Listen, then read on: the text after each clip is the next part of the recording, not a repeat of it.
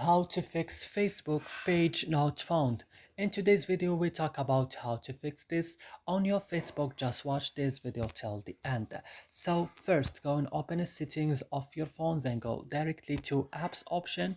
Here on apps option you have to search now for Facebook. Open there like this, scroll down and click on storage. Here on storage, go to the last button in the bottom of the screen, clear data, click OK, and then you have to back, click on force stop, click also OK. And what you should do next now, go to your storage or to your battery, and you have to click on optimize it. Now go and restart your phone. After this your problem will be solved. So I hope this video is helpful for you. Don't forget to like, subscribe in our channel. See you another video.